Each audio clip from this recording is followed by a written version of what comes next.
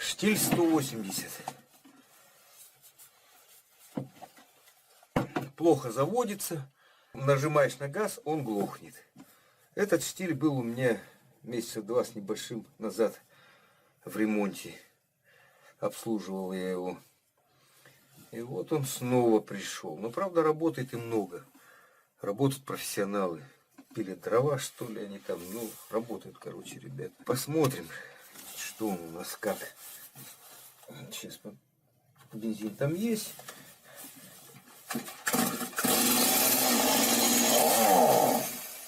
Все.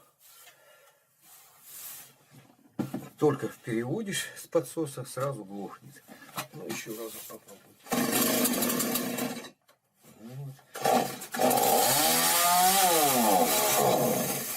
Вот. Газ даешь, он глохнет. Это явный признак неправильной работы карбюратора. Ну, для начала, как всегда, берем шину цепь, чтобы не мешали нам. Снимаем крышку. Так. Она уже открыта была, крышечки. Здесь что у нас? Пока еще потерпит. Замерим компрессию на всякий случай.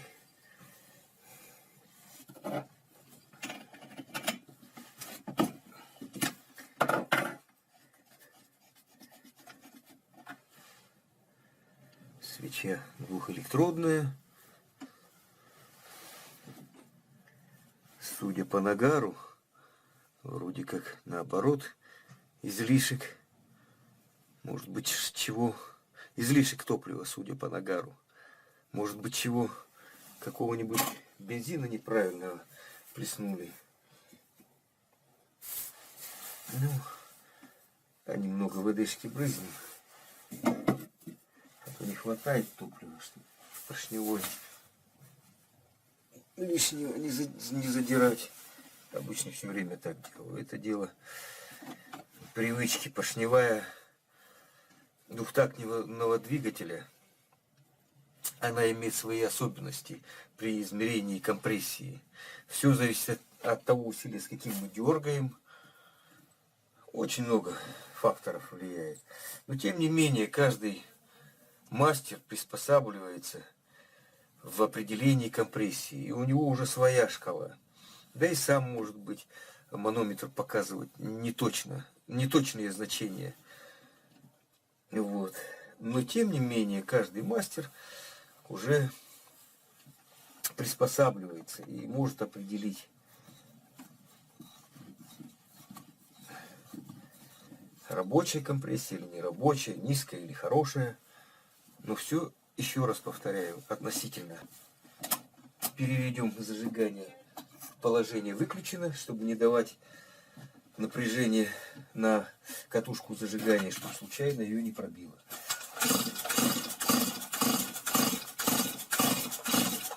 Ну вот, накачиваю. Накачиваю, получается у нас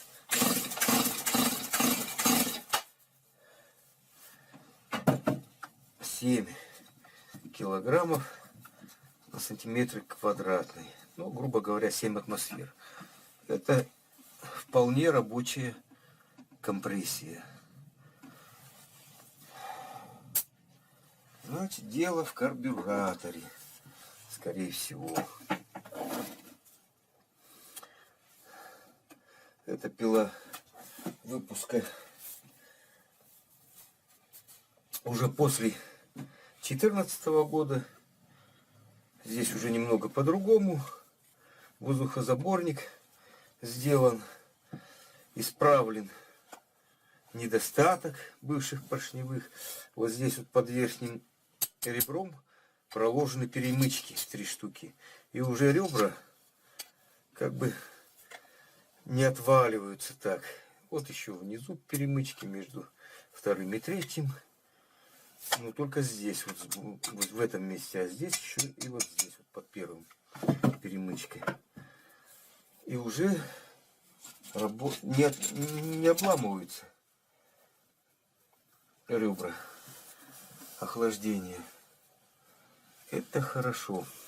Долго штиль упирался, не хотел столько лет исправить этот недостаток. И вот наконец-то китайцы исправили. Может быть, сам штиль, они же передали технологию Китаю с 2014 года. Но, возможно, китайцы указали на этот недостаток и выправили уже на своем производстве.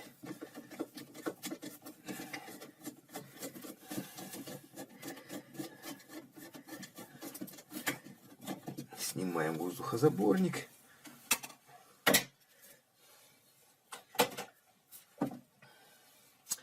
Так, здесь бы, конечно, надо почистить компрессором это все дело немного.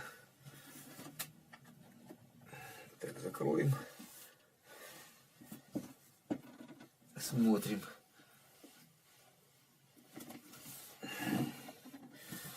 Смотрим сюда. Первым делом. Вот здесь вот небольшой зазор появляется. То есть у нас положение самый низ, а здесь небольшой зазор появился. Ну, это связано с износом вот этих вот рычажков, собственно, вот этого рычага. Подправим. Но не это главное. Ну, учтем и это. Ну, прежде чем лезть в карбюратор, посмотрим, как у нас себя чувствует топливный фильтр. Иногда бывает достаточно просто поменять топливный фильтр. И все. То есть топливный фильтр забивается. И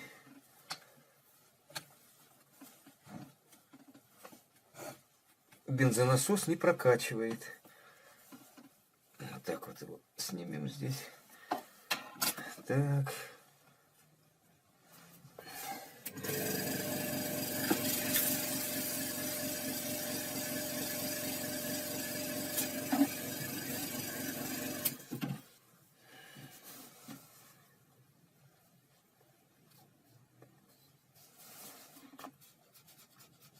Нет. Топливный фильтр в хорошем состоянии, он не забит.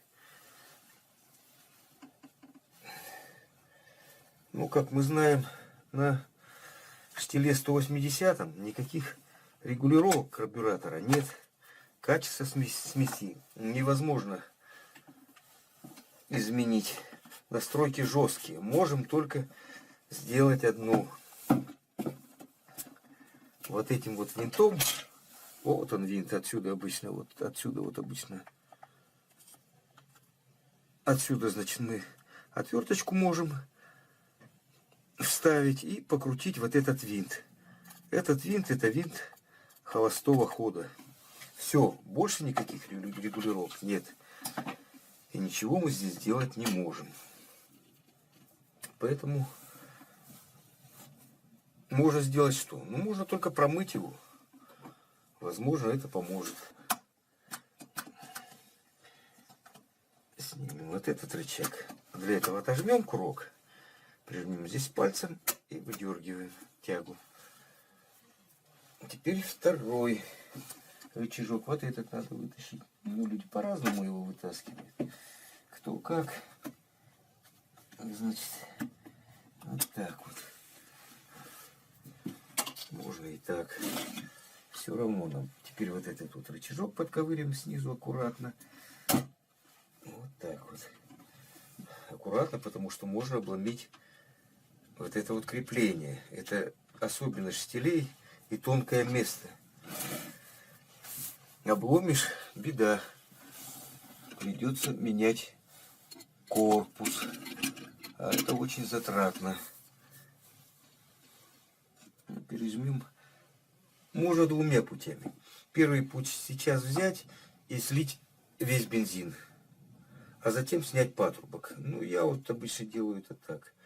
Пережимаю здесь вот таким вот хирургическим зажимом. И снимаю патрубок.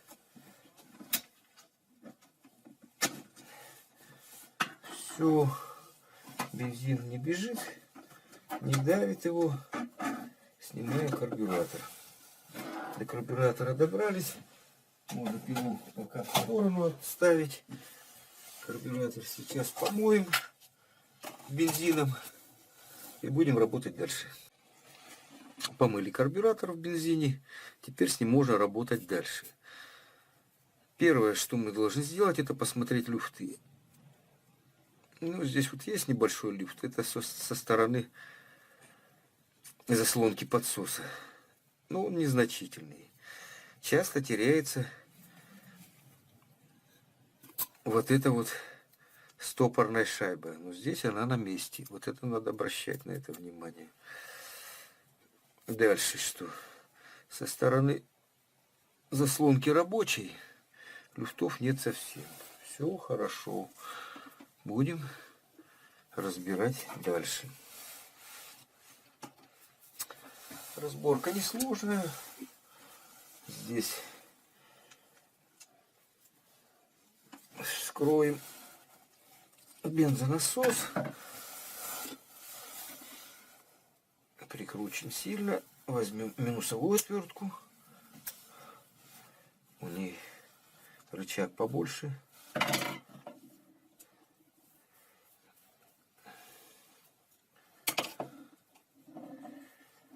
Так.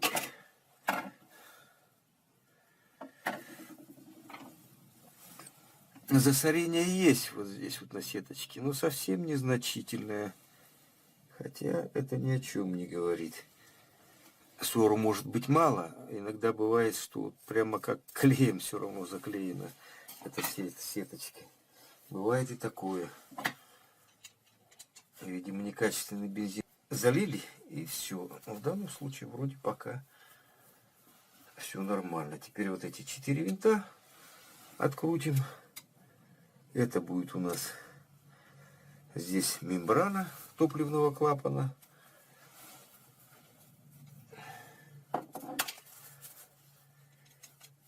Винты затянуты хорошо. Оно и понятно. В прошлый раз на обслуживании эта пила была у меня. Так. Здесь какой-то ссор. Что-то попало. Ну, это бывает, что набивается под эту крышку ссор. И тогда открывается клапан топливный и постоянно открыт. Но тогда пилу заливает. У нас не эта ситуация. У нас не хватает топлива. Ссор, конечно, убрать отсюда. Вскрываем. Топливо какое-то здесь есть под мембраной.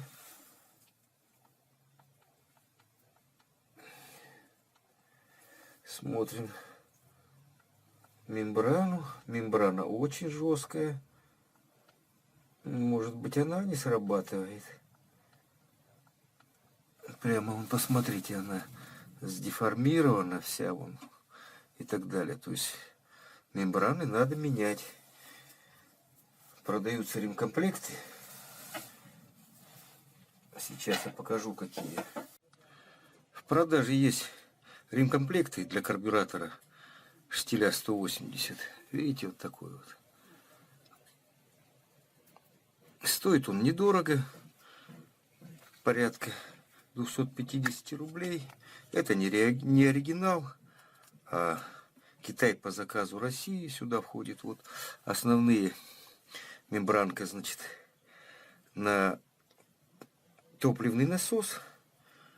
К ней идет прокладочка. И вот мембрана топливного клапана с прокладкой. Вот она, эластичная, все, работают они хорошо. Недорого стоят.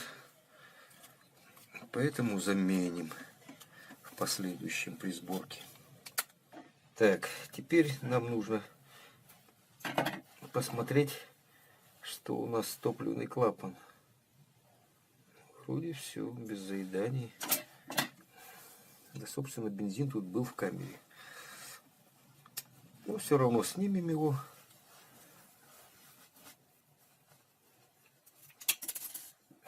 Это вот выкрутили болтик, вот этот вот маленький. Он один болтик здесь, вот в этом месте. Аккуратно, чтобы ничего не потерять. Здесь пружинка, коромысла и ось коромысла. Посмотрим, как у нас коромысло лежит на оси. То есть оно должно сидеть без люфтов. И вот так вот сразу легко проворачиваться. То есть никаких торможений не должно быть. Видите, как? Вытащим топливный клапан. Дальше у нас с вами здесь находится главный жиклер. Его мы тоже выкрутим.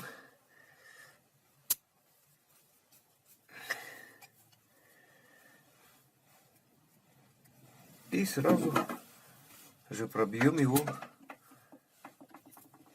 медной проволочкой.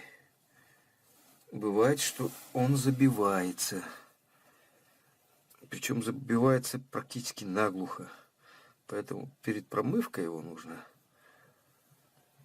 пробить проволочкой. Но здесь в данном случае все вроде как бы нормально. Этой же проволочкой тоненькой, только без всяких напряжений. Ничего туда насильно не суем. Вот это вот маленькое отверстие. Это жиклер холостого хода. Это рабочий жиклер, а это жиклер холостого хода.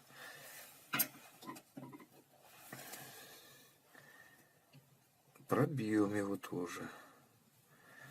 Так. Дальше. Очень внимательно смотрим вот здесь вот. Здесь бывает прозрачный лак, и его практически не видно. Вот эти вот перегородочки технологические, вот эти вот, они могут иметь как бы щели по бокам. И эти щели заливают вот или таким вот красным компаундом каким-то, или заливали раньше прозрачным лаком. Так вот, очень внимательно нужно здесь посмотреть, нет ли отслоений. Если эти отслоения будут, то карбюратор будет работать неправильно. Я вот беру лупу и внимательно смотрю.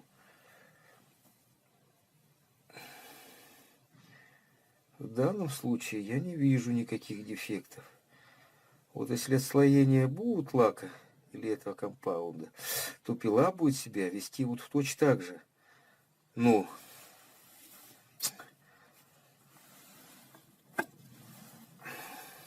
и ничего мы с этим поделать не сможем. Только разве что самостоятельно залить каким-нибудь компаундом. Ну вот в данном случае я не вижу никаких,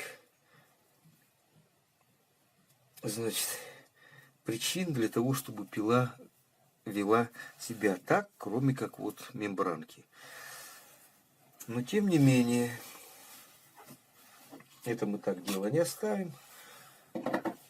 Сейчас пойду помою руки. Руки помыл. Теперь нанесу защитный крем.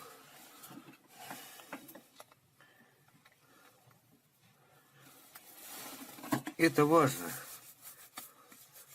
потому что когда будем работать очистителем карбюраторов, то он весьма агрессивен. И, видимо, там в составе входит кислота. Если этого не делать, то кожа будет разъедаться. Стоит он копейки. Этот крем, нечего на нем экономить.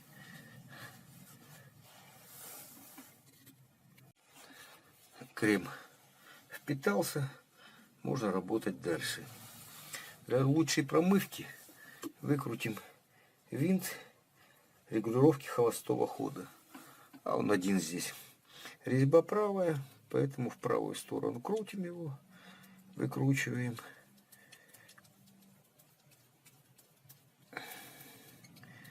И будем промывать.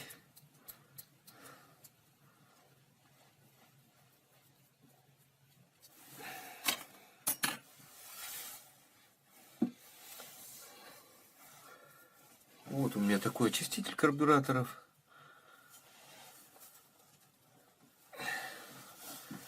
Будем промывать им. И именно он разъедает кожу. С чего мы начнем? Мы начнем вот с этого отверстия. Вот здесь вот. С сеточки. Смоем с нее. Так. С этой стороны. Вот в это вот отверстие. Там, где был у нас топливный клапан. Ага. У нас ее просто выбросило. Просто выбросило. Значит, проходимость этой сеточки плохая. В последнее время что-то у меня... Да, что-то типа... Понимаете, проходимости совсем практически нет. В последнее время у меня участились такие случаи, что сеточка забивается чем-то, вот как клеем все равно. И не отмывается. Не очистителем карбюраторов, не знаю, может быть попробовать прокалить ее. Сейчас попробую прокалить на горелочке. Но не отмывается ничем она. Прямо уже несколько случаев. Видимо, бензин совсем плохой. Попробуем прокалить. Так.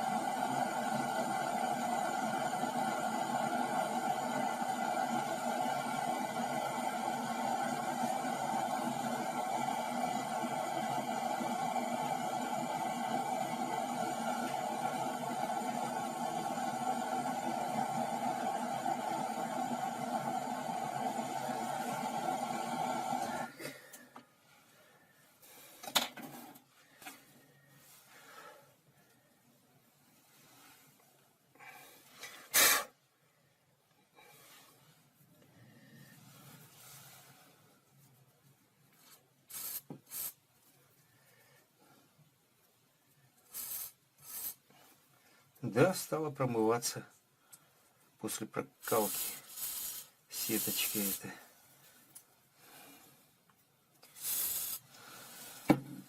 Вот. Значит, можно будет поставить ее обратно.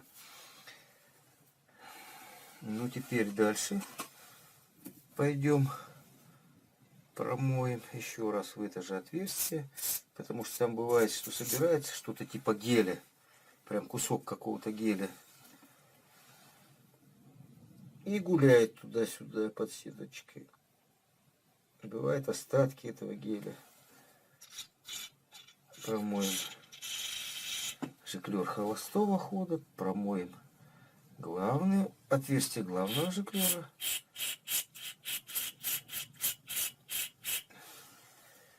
Все. Собственно, нам больше здесь промывать нечего.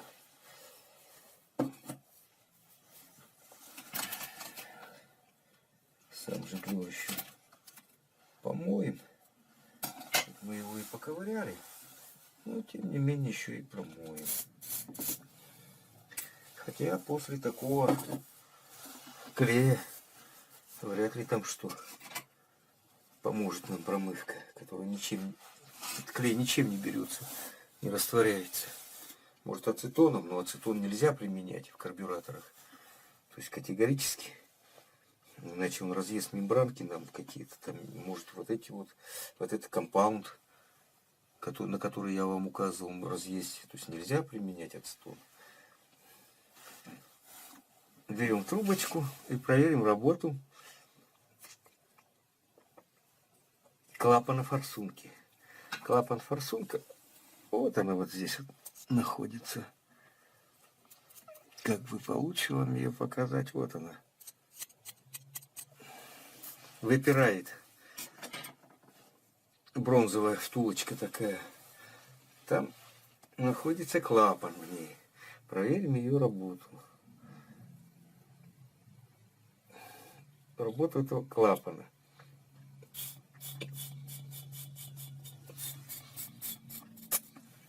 срабатывание четко прослушивается. То есть туда идет воздух, обратно нет. Продувается легко. Бывает, что вот это отверстие продувается очень слабо. Если оно продувается слабо, тогда выбиваем вот этот вот вставыш. Собственно, это вот и есть оправка клапана форсунки.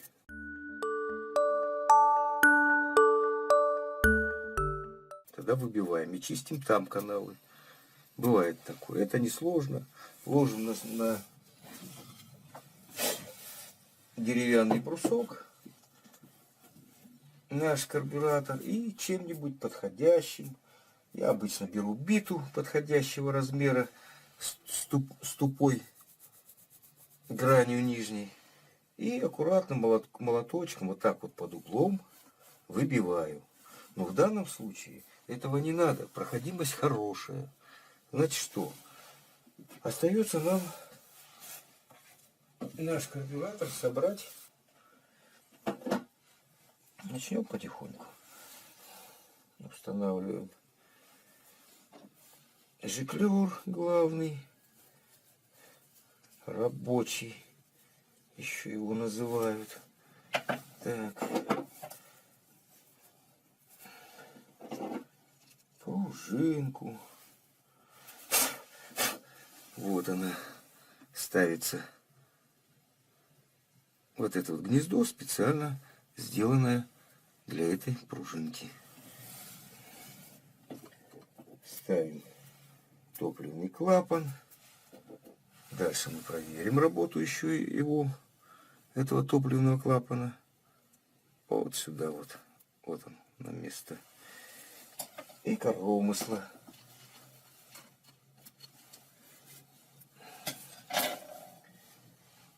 Приготовим сразу винтик крепежа коромысла. Он у нас под руками был.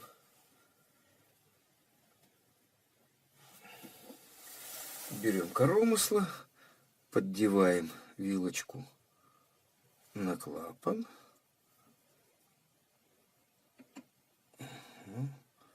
Не хочет.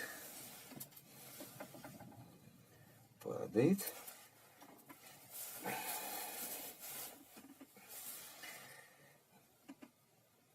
Это потому, что я хотел вам показать. И наклоняю перед камерой. Вот она и выпала. Поэтому сейчас буду держать горизонтально вилочку. Вилочкой поддеваем клапан. Все. Вот у нас прижимается пальцем все это дело. И ставится винт крепежа топливного клапана. И закручиваем.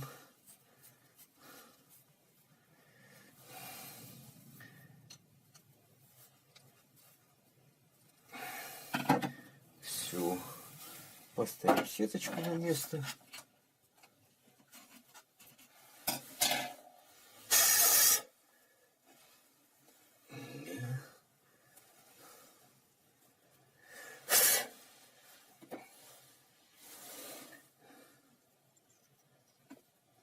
Это место вот так вот и поставим. И маленько просадим вниз.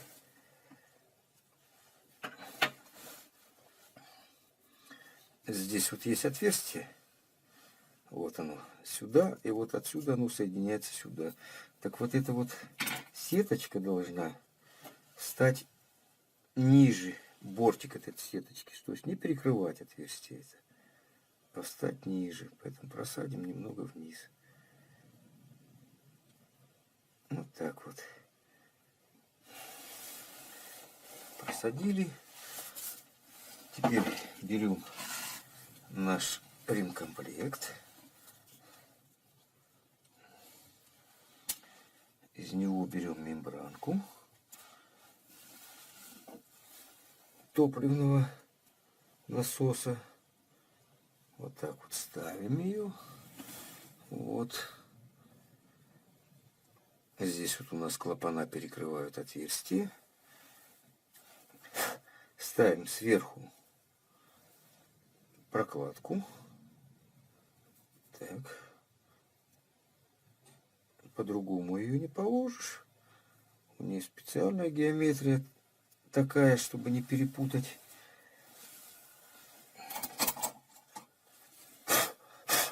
Ставим крышку. У крышки тоже такая же геометрия. Не перепутаешь.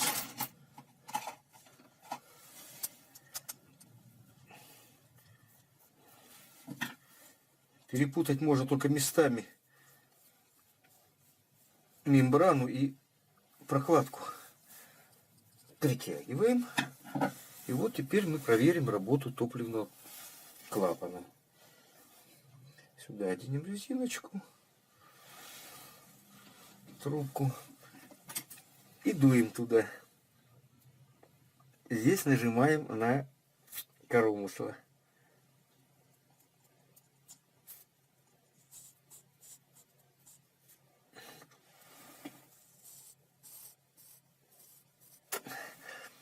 Малейшее нажатие открывает клапан. В обратную сторону воздух не должен идти. То есть должен держать. В данном случае держит. Теперь заодно посмотрим, как у нас топливный клапан. Так, прокладку ставим. Вот здесь вот есть два отверстия. Вот одно и второе. Так вот эти отверстия должны совпасть вот с этим вот отверстием. Вот оно специально сделано, чтобы прокладку положить должным образом. Вот. Соответственно, у мембраны также есть два отверстия. Теперь смотрим, как ложится у нас мембранка. Посмотрите, мембранка должна сейчас, вот видите, опа, у меня свободный ход по мембранке. То есть мембранка должна быть строго горизонтально лежать, да? И свободного хода вот этого быть не должно. А он есть небольшой. Поэтому это уберем. Вот я еще при сборке и разборке обратил внимание, что вроде как немного коромысла загнуто вниз. Поэтому вот сейчас возьмем его вот так вот и немного приподнимем. Вот. То есть должно без зазоров быть у нас, а мембранка не должна выпирать сюда наружу. То есть она должна лежать ровно в плоскости. Ну вот еще раз проверим, выровняем здесь аккуратненько. И вот теперь у нас люфтов нету. Теперь можно собирать. Там может быть люфт, ну совсем чуть-чуть маленький, в расчете на то, что сколько-то продавится прокладка. Но она продавливается практически совсем мало. На такой толщине это незаметно. Дальше. Ставим крышку. Крышка должна вот этим вот носиком развернута в сторону заслонки подсоса.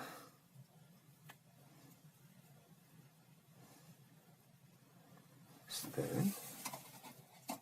И наши 4 винта.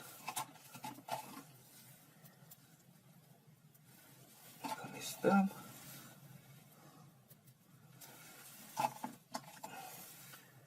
И равномерно протягиваем по диагонали.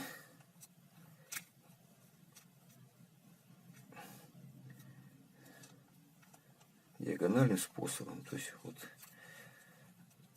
раз, два, не закручивая. Буквально видите, как я отвертку держу. Вот третий винтик и четвертый. Теперь беру уже вот так вот карбюратор посерьезнее и беру за рукоятку отвертку и начинаю протягивать немного здесь,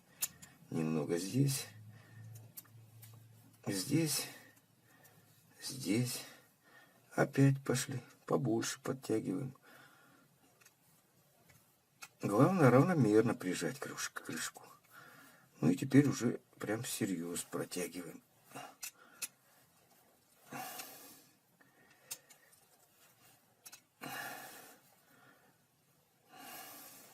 Все, работа с карбюратором практически закончена. Осталось нам вкрутить сюда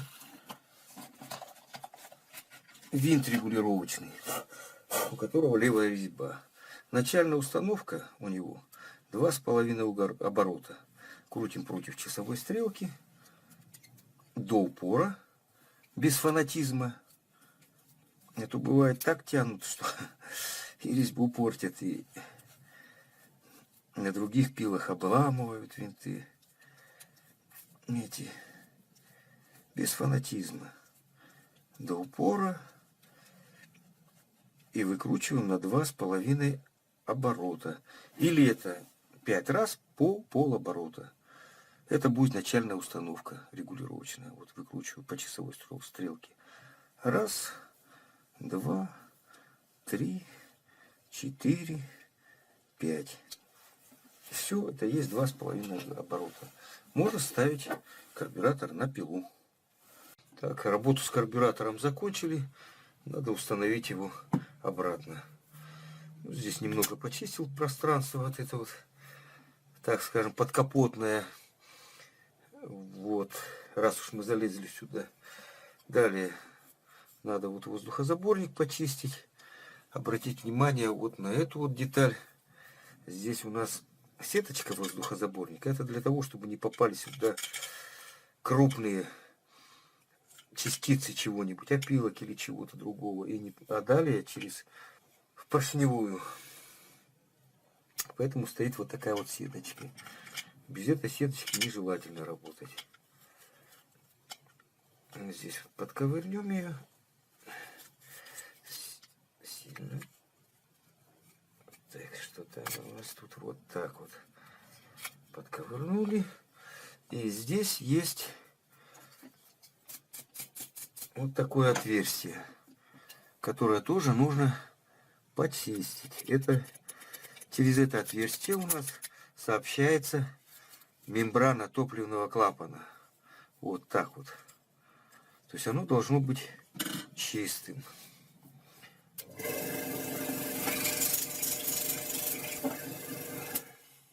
У вас компрессор вряд ли есть под руками. Просто можно промыть в бензине. Все, будем собирать. Собираем в обратном порядке. Вот этот вот хвостовичок у нас должен быть направлен сюда.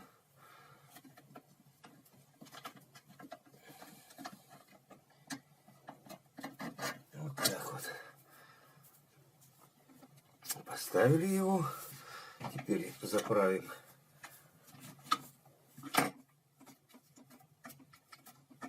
патрубок. Шланг из бачка с бензином. Вот. Расправим его. Дальше поставим рычаг. Он должен идти под тягой газа. Вот так вот подтягиваем вверх пружинку на стоп. И ставим.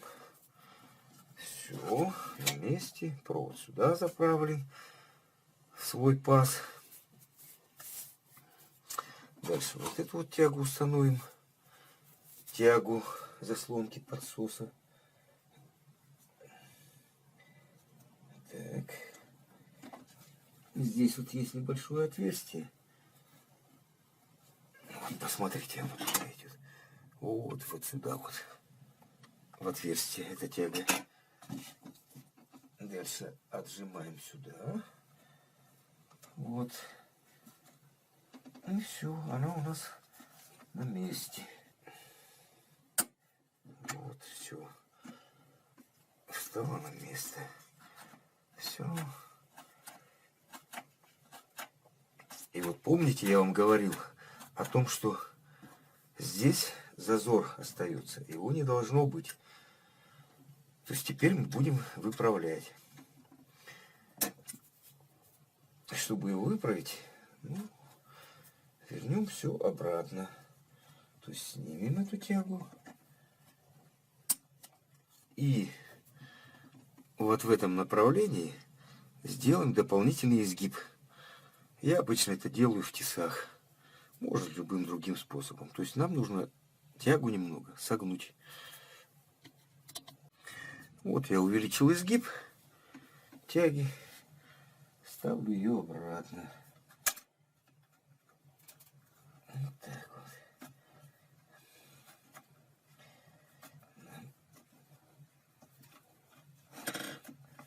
Все. Обратно. Смотрим, вот так вот давим. Давим. Это в крайнее нижнее положение. Рычаг. Все. Видим. Здесь зазора никакого нет. Если здесь будет зазор, то у нас на холодную при включении заслонки подсоса бензопила будет заводиться долго. То есть долго придется дергать ее, чтобы прокачать. А так все, зазора нет, и у нас будет пила заводиться быстрее. Поставим обратно тягу газа. Для этого отожмем рычажок газа. Вот он здесь вот вниз. Здесь есть паз. Вот этот паз нужно заправить рычажок.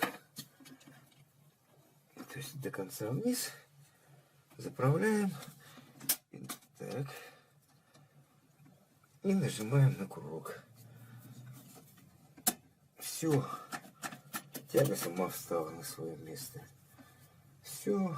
Сейчас поправим еще. У нас вышел проводок из паза. На место поставим. И ставим воздухозаборники. На место. Здесь головочка на 8.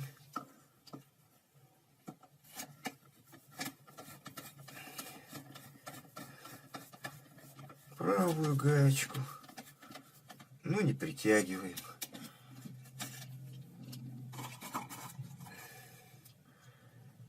Левую гаечку. И начинаем равномерно притягивать. Право-лево. Право-лево. Лениться тут не надо, помаленьку. Для того, чтобы притянуть равномерно.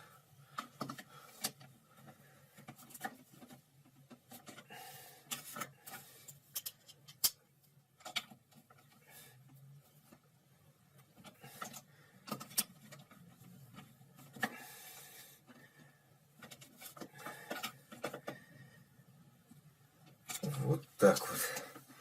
Все, притянули. Дальше берем нашу свечу.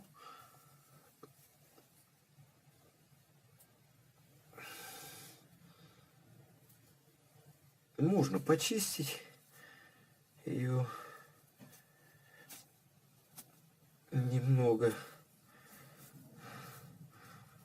Но на штилях очень хорошая искра. Мощная. Поэтому можно так слегка почистить ее, и все. А дальше уже при правильной работе двигателя она сама обгорит до положенной кондиции в цилиндре.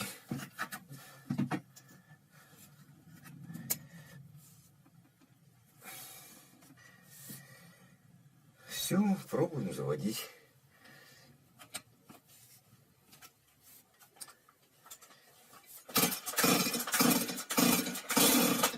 Ага, первая вспышка. На одну позицию вверх.